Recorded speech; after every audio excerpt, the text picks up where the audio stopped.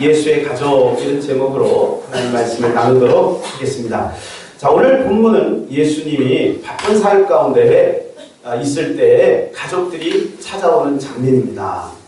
예수님 얼마나 지금 바쁘냐 하면 오늘 그 12장을 보게 되면요. 안식일 사건인 안식일에 이삭을 먹는 그래서 그것 때문에 이제 논쟁이 벌어지는 그리고 안식일 날 손 마른 자를 고칩니다. 그것 때문에 또 시비가 벌어지죠. 또 바리새인과 또 이제 논쟁이 벌어지고요. 또 그들이 표적을 구합니다. 그러니까 상당히 심장으로 말하면 심장 이 박수가 상당히 높아지는 때입니다. 왜냐하면 계속해서 지금 예수님이 공격을 당하고 또 주님의 사역을 하고 있는 주님의 사역을 할 때도 우리가 실탄하게 마음에 맞는 사람하고 이렇게 할 수도 있겠지만 거슬리는 사람들이 있지 않겠습니까? 근데 그런 상황 가운데 지금 예수님이 있고요. 오늘 13장에 보게 되면 그날 이렇게 표현되는 걸 볼 때 지금 예수님의 사역은 계속해서 연장선상에 있는 것이죠. 그런데 이 오늘 본문이 샌드위치처럼 쏙 들어가 있어요. 그건 무슨 말을 뜻하고 있냐면 이 본문이 그만큼 중요하다. 그것이죠. 지금 사실은 이 본문이 빠져야 앞뒤 문맥이 자연스럽게 연결될 수 있는 것인데 이 본문이 갑자기 어떤 사건으로 쑥 들어가 있는 듯한 느낌이 있습니다. 예수님이 무리들에게 복음을 막 증거하고 있는데 그때 밖에 예수님의 가족들이 왔어요. 예수님 어머니와 예수님의 동생들이 찾아온 것입니다. 그러니까 예수님은 이제 거의 들에서 제자들과 함께 3년을 공생애를 보내고 있지 않습니까? 그러니까 예수님을 보고 싶은 마음이 가족들이 있었겠습니다. 그래서 예수님을 찾아온 거죠. 좋은 마음으로 찾아왔을 것입니다. 우리 아들을 좀 보고 싶다. 또 우리 형님을 한번 만나보고 싶다. 이런 마음으로 왔습니다. 그래서 그 마음을 알고 있는 어떤 한 사람이 얼른 가서 예수님에게 이야기하는 거예요. 예수님, 지금 당신의 어머니와 당신의 동생들이 밖에서 당신을 만나기를 원합니다. 이렇게 이야기를 했어요. 그런데 갑자기 뜬금없이 예수님께서 당황스럽게 이렇게 말씀하는 거예요. 누가 내 어머니며 누가 내 동생들이냐? 이렇게 하고 툭 질문을 던지시는 거예요. 그러니까 여러분 군중들의 입장에서 굉장히 아마 당황을 했을 거예요. 여러분 오늘도 이 본문을 읽어보면 마치 예수님은 가족을 무시하는 듯한 그런 뉘앙스를 우리가 느낄 수가 있는 것이죠. 그러면서 주님께서 제자들을 이렇게 가리키면서 이제 말씀하십니다. 나의 어머니와 나의 동생들을 보라. 누구든지 내 하늘에 계신 내 아버지 뜻대로 하는 자가 내 형제요, 내 자매요, 내 어머니라고. 이렇게 예수님 말씀하시는 거예요. 여러분 만일에 그 밖에서 그 어머니와 그 형제들이 그 이야기를 들었다면 어떤 마음이 들겠습니까? 아니, 여러분이 그 이야기를 들었다면 어떤 마음이 들겠습니까? 좀 더 피부에 와닿게 저도 형제가 있고 어머니가 있습니다만 제가 막 사역을 하는데 이런 설교가 제가 그런 얘기를 한다 그러면 여기 있는 여러분은 어떻게 생각하겠습니까? 예수님 가족을 무시하는구나 이렇게 생각할 수 있겠죠. 그러나 여러분 이 본문을 잘 읽어보면 예수님은 절대 가족을 무시하지 않습니다. 성경 어디에도 가족을 무시하는 그러한 내용은 없습니다. 하나님은 가족을 소중하게 여기십니다. 하나님이 직접 만드신 공동체가 두 개가 있습니다. 그것은 교회요. 그건 가정입니다. 하나님이 가정을 만들었는데 왜 하나님이 가정을 무시하겠습니까? 그것은 그런 의미가 아니고 진정한 가족의 의미가 무엇인지를 알려주고 있다는 것입니다. 가장 끈끈한 공동체는 가족 공동체입니다. 직장 공동체도 있습니다. 직장 공동체. 그렇죠? 그리고 학교 공동체도 있습니다. 학교 공동체도 있습니다. 또 친목회 공동체도 있습니다. 여러분 가족의 공동체보다 그 공동체를 더 좋아하십니까? 그런 분은 아무도 없을 거예요. 혹 간혹 가다가 그런 사람이 있을 수도 있겠죠. 친구가 너무 좋으니까 친구하고 밤새서 뭐 이렇게 지내고 하는 것이 너무 좋은 거예요. 그래서 가족을 이렇게 소홀히 하고 뭐 그럴 수는 있겠지만, 그러나 세월이 지나면 가족의 공동체만큼 끈끈하고 그리고 소중한 공동체가 없다는 것을 우리는 금방 알게 되는 것이죠. 가족은 너무너무 소중한 공동체입니다. 끊을래야 끊을 수가 없는 공동체입니다. 그러면 여러분, 오늘 제목과 같이 우리가 예수 가족이라면 우리는 예수 가족 안에서 우리 자신을 어떻게 바라봐야 하겠습니까? 정말 주님이 원하는 예수 가족 공동체는 어떻게 이루어질 수 있겠습니까? 첫 번째는 예수의 피를 나눈 가족이 예수 가족이라는 것입니다. 예수의 피가 섞여야 된다는 것이죠. 여러분, 가족을 우리는 혈연 관계라고 합니다. 가족이 소중한 이유는 피가 섞였기 때문에 그렇습니다. 저는 박씨입니다. 박씨의 피가 흐릅니다. 그러니까 박씨의 모습이 있는 거죠. 여러분도 우리 부모님의 피가 흐르고 있는 거죠. 그렇기 때문에 소중한 것이죠. 가족의 기본 단위는 부부입니다. 가족의 기본 단위는 부부예요. 그래서 하나님도 부부를 만드셨지, 부모와 자식을 만들잖아요. 부부를 만들었어요. 부부를 만들고 그 다음에 부모와 자식이 생긴 것이죠. 그러니까 가족의 기본 단위는 부부예요. 그러니까 부부는 굉장히 중요합니다. 원가족이라고 했어요. 원가족의 원가족. 원가족이라고 했어요. 원가족이라고 하는 것은 뭐냐면, 우리가 부모님 밑에서 같이 일평생 일정한 기간 동안에 살고 있는 뿌리가 되는 가족이 원가족입니다. 그래서 거기서 이제 분화가 되죠. 결혼해서 이렇게 나눠지지 않습니까? 예, 그게 원가족인데, 그러나 그거보다 더 중요한 것은 부부. 여러분, 예수 가족은 성령으로 말미암아 시작이 된 것입니다. 자, 예수님은 우리의 가족이죠. 예수님 우리의 가족이에요. 그런데 어떻게 해서 가족이 되느냐? 성령으로 된다는 거예요. 마태복음 1장 23절에 보면, 보라, 처녀가 잉태하여 아들을 낳을 것이니 그 이름을 임마누엘이라 하니라 그랬어요. 거기 보면 처녀가 잉태했다 그랬어요. 처녀가 잉태했어요. 여러분, 처녀가 어떻게 잉태를 할 수 있겠습니까? 처녀가 남자를 알지 못하는데 어떻게 잉태를 할 수 있겠습니까? 불가능한 일이죠. 근데 20절에 말씀해 주고 있습니다. 그에게 잉태된 자는 성령으로 된 것이라. 뭐로 된 것이라고요? 성령으로 된 것이라. 신비죠. 마리아는 그래서 어머니가 아닙니다. 여러분, 천주교에서는 마리아가 어머니다. 그래서 늘 예수님 아기 사진이, 아기를 안고, 그 다음에 예수님을 이렇게 이렇게 예수님의 시체를 이렇게 안고 슬퍼하는 모습을 자꾸 부각을 시키는 거예요. 그게 뭐냐면, 성모 마리아가 어머니는, 심지어는 이제 뭐 하나님의 교회 같은 데는 이제 하나님 어머니가 생깁니다. 하나님 어머니. 성경에도 없는 것을 막 만들어내가지고 하나님 어머니. 그래서 어머니를 강조하죠. 여러분, 단지 마리아는 태를 빌려줍니다. 거기에 성령이 잉태된 것입니다. 성령이 잉태된. 근데 이것은 어느 날 갑자기 이루어진 것이 아니라 이미 오래전에 예언되어 있었다. 똑같은 내용이 이사야서 7장 14절에 보면, 보라, 처녀가 잉태하여 아들을 낳을 것인 그 이름을 임마누엘이라 하니라. 이렇게 그대로 기록이 되어 있어요. 그것은 예수님 오기 전 700년 전에 이미 예수님 하나님께서 이사야 선지자를 통해서 예언하신 것입니다.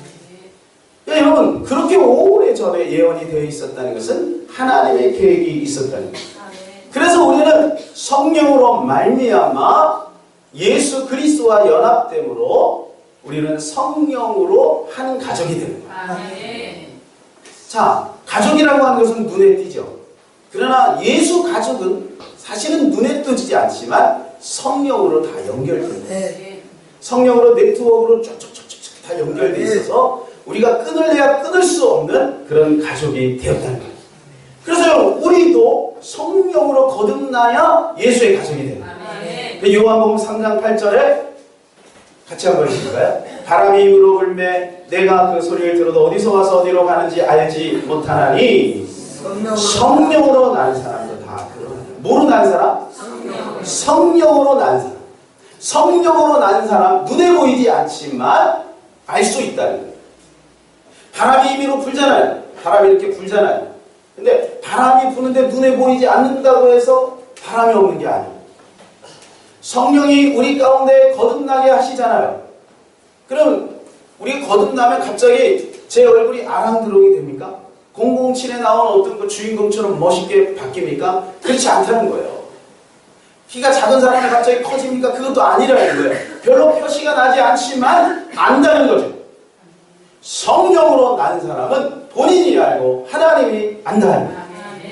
그래서 5절에 이렇게 말씀해 주고 있어요. 같이 읽겠습니다. 진실로 진실로 내게 이르노니 사람이 물과 성령으로 나지 아니하면 하나님 나라에 들어갈 수 없느니라. 성령으로 나지 않으면 하나님 나라에 들어갈 수 있다 없다? 없다. 불가능하다. 하나님의 자녀가 아니다. 성령으로 나야만 하나님의 자녀다. 그러므로 우리는 성령으로 낳기에, 우리 성령으로 낳죠? 성령으로 낳기에 예수의 가족이 된 줄로 믿습니다. 여러분 놀라운 일입니다. 우리는 성령으로 말미암아 순식간에 예수님의 가족이 되었습니다. 더 확실한 것이 있어요. 그게 바로 뭐냐면 예수의 피입니다. 예수는 당신의 피를 우리에게 주셨습니다. 그래서 우리가 성찬할 때마다 예수의 피를 상징하는 포도주를 마시고 예수의 몸을 상징하는 떡을 먹습니다. 우리가 왜 성찬식을 합니까? 그것은 바로 예수님의 피를 잊어버리지 말라는 거예요. 이 피를 마시는 것이 주님 오실 때까지 그분을 증거하는 거라고 했습니다. 그러나 여러분 성찬식은 굉장히 중요한 것이죠. 예수님의 피를 먹는 거니까. 그러니까 우리는 예수의 피의 공동체라고 하는 것입니다. 그러니까 우리는 이 십자가를 잊어버리면, 십자가를 놓치면 우리는 예수의 가족이 될 수 없다는 것입니다. 피는 물보다 진하다는 말이 있습니다. 그래서 여러분 우리 가족이 소중합니다. 왜? 피가 섞였습니다. 뭐 이거는 설명이 필요 없는 거예요. 그죠? 설명이 필요 없는 거예요. 그냥 아는 거지. 우리 이국자 집사님하고 제니기하고 엄마와 아들이랑 그냥 아는 거지. 이거 무슨 설명이 필요해요? 근데 조금 닮기도 하고 그렇잖아요. 그러니까 이건 설명이 필요 없는 거예요. 피가 섞였기 때문에. 여러분 오늘 본문에서 예수님은 진정한 내 어머니와 내 동생들이 누구인지를 알려주고 있습니다. 여러분 예수의 가족으로서 예수님께서 오늘 이것을 알려주는 것은 혈연관계, 쉽게 말해서 우리 육적인 혈연관계보다 더 중요한 것은 영적인 혈연관계가 중요하다는 것을 말해주고 있습니다.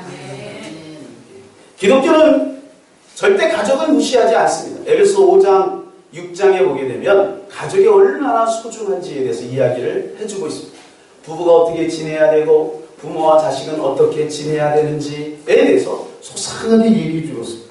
그리고요, 디모데전서 5장 8절에는요, 가족이 얼마나 소중한지에 대해서 우리에게 이야기해 주고 있는데, 누구든 자기 친족, 특히 자기 가족을 돌보지 아니하면 믿음을 배반한 자요 불신자보다 더 악한 자니라 라고 말해주고 있습니다. 그러니 여러분 가족을 소중하게 여기시기를 바랍니다. 주님을 보실 때 가족을 외면하고 가족을 돌보지 않고 자기 자신만 위해서 그냥 살아가는 그 사람을 하나님은 기뻐하실까요? 기뻐하지 않을까요? 기뻐하지 않는다. 심지어는 뭐라고 돼 있어요? 불신자보다 더 악한 자니라. 가족을 돌보지 않으면서 신앙생활을 열심히 하는 것 하나님이 기뻐하지 않는다는 거예요.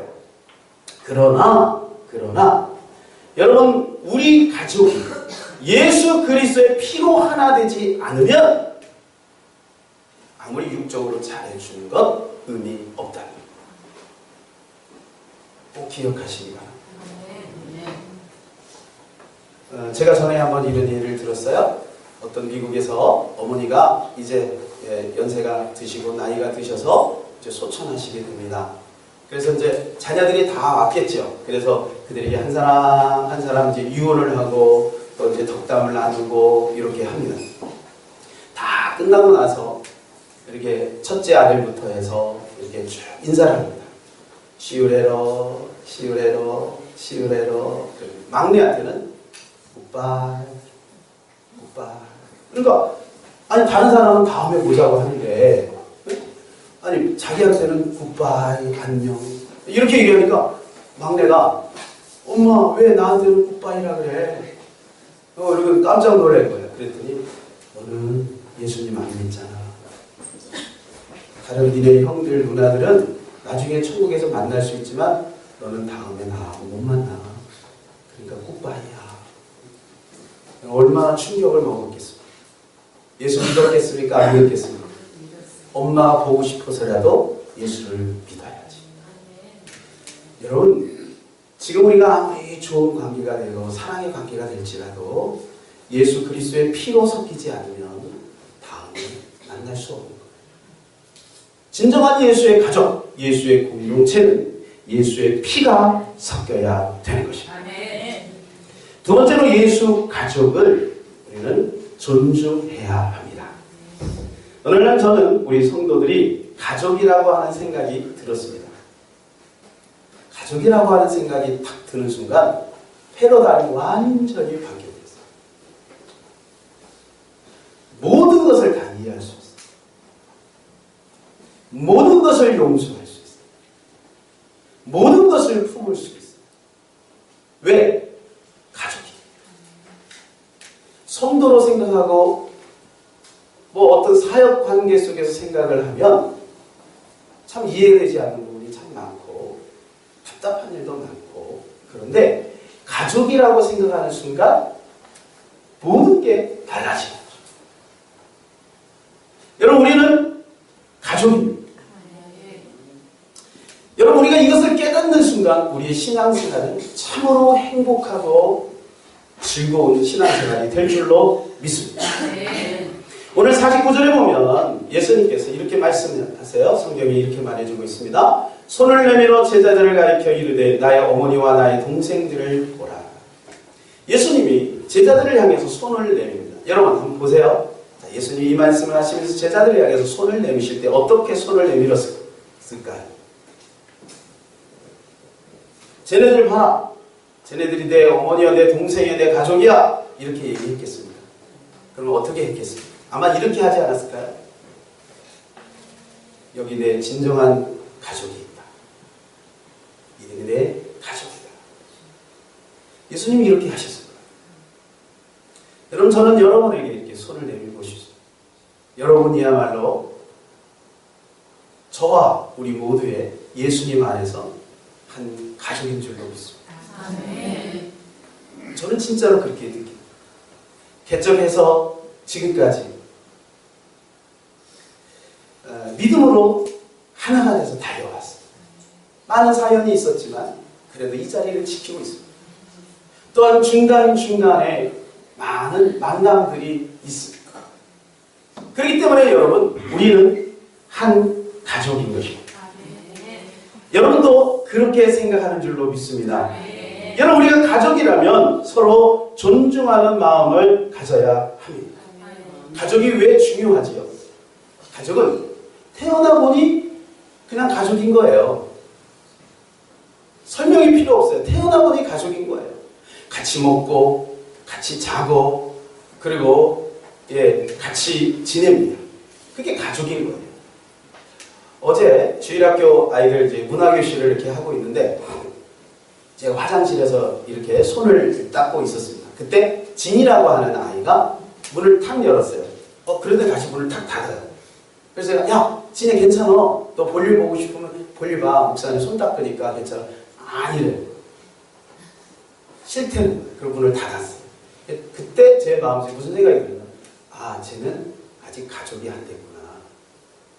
근데 우리 정희하고 또 우리 승민이는 제가 하고 있으면 물론 그냥 턱 열고 들어오지는 않아요. 잠깐 멈추지만 그냥 들어와서 볼일 봐요. 왜? 가족이니까.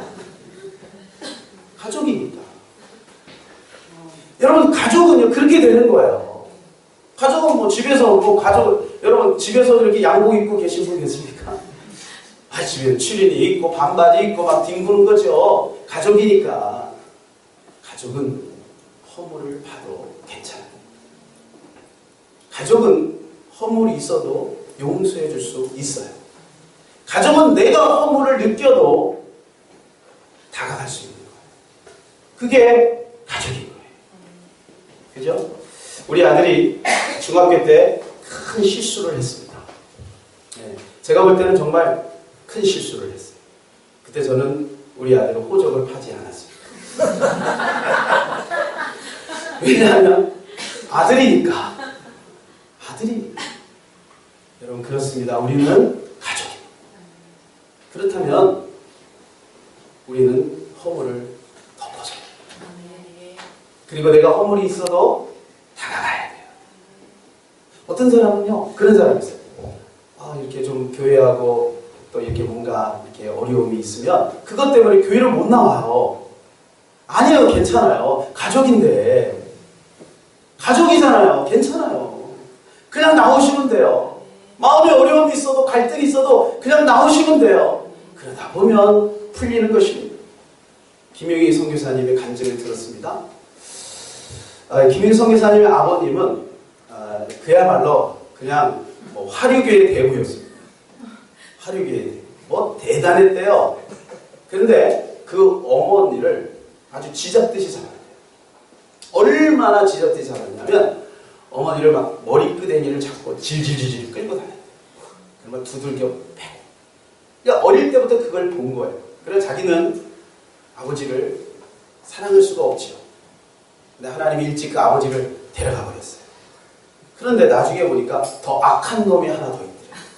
그게 누구냐면 그 형이야. 형이 어머니를 얼마나 괴롭히는지 자기가 막 두고 볼 수가 없대. 근데 형인데 어떻게 할 거예요? 예, 그래갖고 자기 집으로 피신을 시켰대요. 어머니와 같이 살았는데 형이 피신을 시켰대요. 그런데 어머니가 밤잠을 못 주무시대요. 밤잠을 다음날 새벽 일찍 보따리를 싸대요. 야, 얘야, 내가 그래도 거기 가야 돼. 형이 그렇게 어머니를 두들겨 패고 어머니를 막 힘들게 하고 그런데도 불구하고 어머니는 거기 가야 속이 편해요. 여러분, 이게 어머니의 마음이에요. 여러분, 이게 가족이에요. 여러분, 우리는 가족입니다. 그렇기 때문에 우리는 서로 존중해야 될 줄로 믿습니다. 예수님은 그래서 제자들의 발을 씻겨주셨어요. 예수님 발을 씻겨주셨어요. 여러분, 예수님이 제자들의 발을 씻겨줄 때 수치감을 느꼈을까요? 굴욕감을 느꼈을까요? 종이 발을 닦아줄 때는 그런 생각을 할 수도 있어요. 내 팔자야. 나는 왜 이렇게 천민으로 태어나서 종으로 태어나서 저 더러운 발을 내가 매일같이 씻어야 된단 말이냐. 이런 생각을 할 수도 있어요. 그러나 여러분, 자녀들의 발을 씻기면서 그런 생각하는 사람은 없습니다. 가끔 남편 발을 닦을 때는 그런 생각을 할 때가 있어요. 그러나 여러분, 남편도 사랑하면 그 발가락 사이에 있는 무좀도 사랑스러운 거예요. 주여가 나오는. 여러분, 가족은 그냥 섬기는데 굴욕스럽지 않습니다. 여러분, 우리가 서로를 섬기는데 나는 왜 그래야 돼? 나는 왜 집사가 돼갖고 이래야 돼? 나는 왜 이렇게 이런 일만 해야 돼? 여러분, 그건 종의 마음이에요. 예수님의 마음, 사랑의 마음이 있다면 우리는 그냥 섬길 수 있는 거예요. 우리 모두에게 이러한 섬김이 있기를 바랍니다. 세 번째로, 예수님 말하는 예수 가족은 아버지의 뜻대로 하는 자들입니다. 50절 우리 같이 한번 읽어볼까요? 누구든지 하늘에 계신 내 아버지의 뜻대로 하는 자나 내 형제요 자매요 어머니이라. 저는 여기서 누구든지라고 하는 것이 참 은혜가 됩니다. 누구든지 예수님의 가족이 될 수 있다. 예수님. 여러분, 예수님과 함께 십자가 못 박혀 죽을 때 한편 강도가 있었습니다. 이는 강도예요. 누가 봐도 강도예요. 법적으로도 강도예요. 사람들도 강도라고 얘기했어요. 그런데 예수님을 향하여 마음을 여니 예수님의 가족이 됩니다. 6명을 도끼로 이렇게 죽인 고재도, 여러분, 그 사람도 예수의 가족이 되었습니다.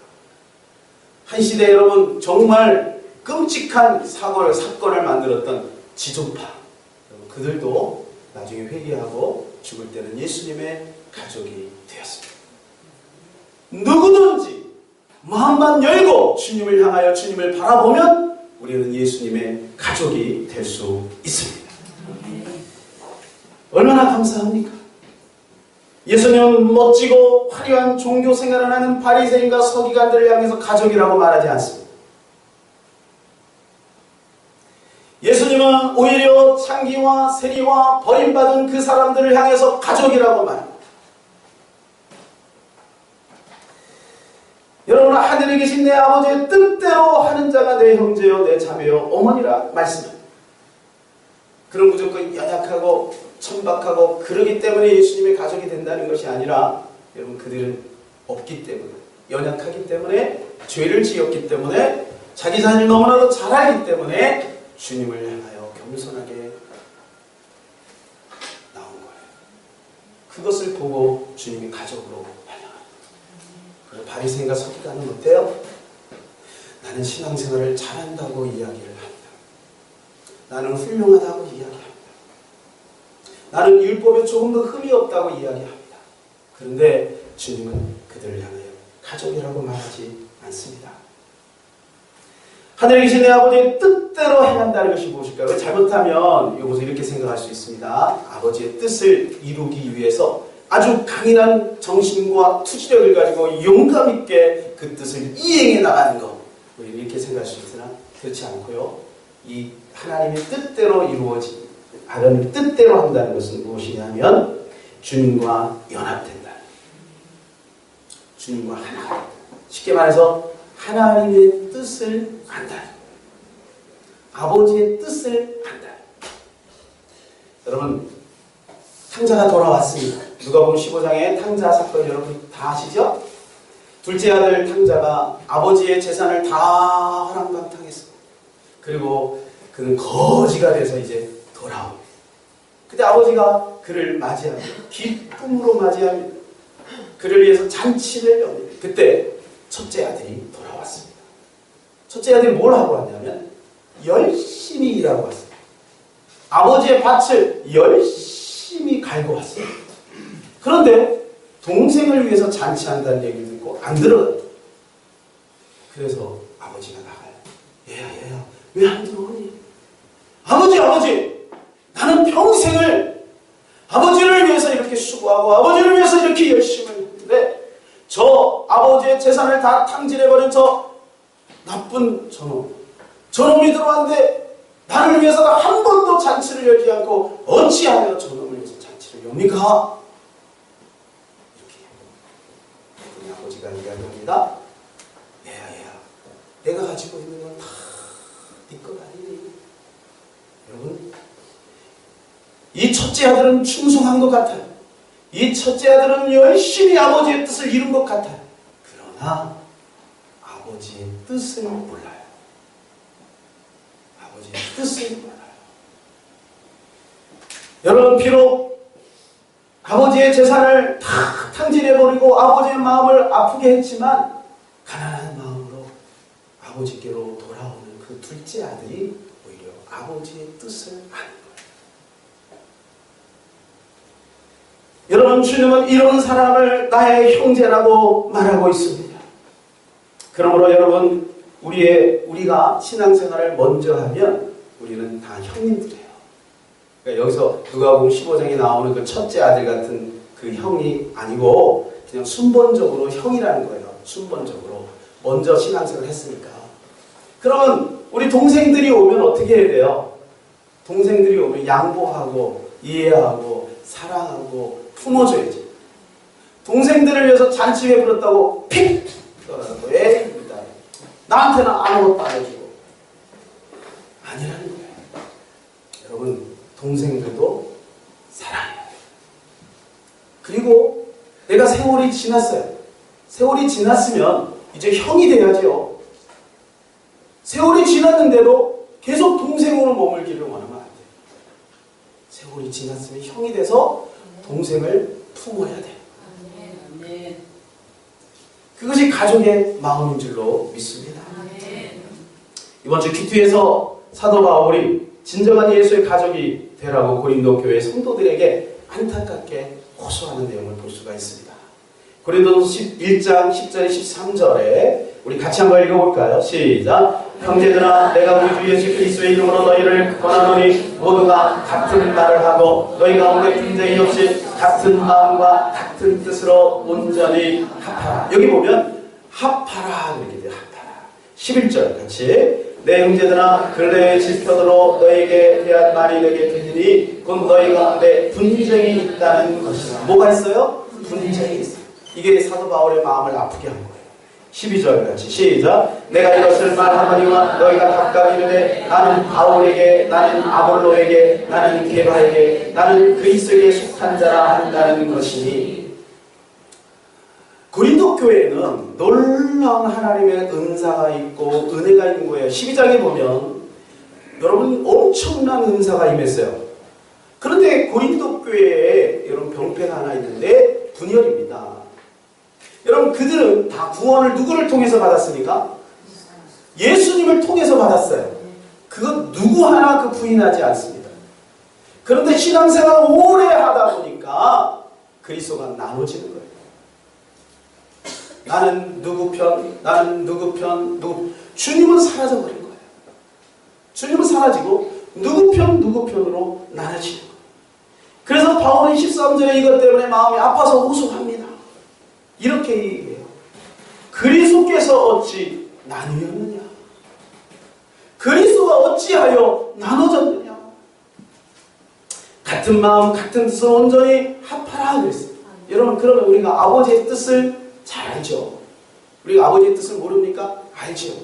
근데 우리가 이제 같은 마음, 같은 뜻을 어떻게 합할 수가 있겠습니까? 그것은 아주 쉽습니다. 간단합니다. 우리 모두가 예수님 바라보고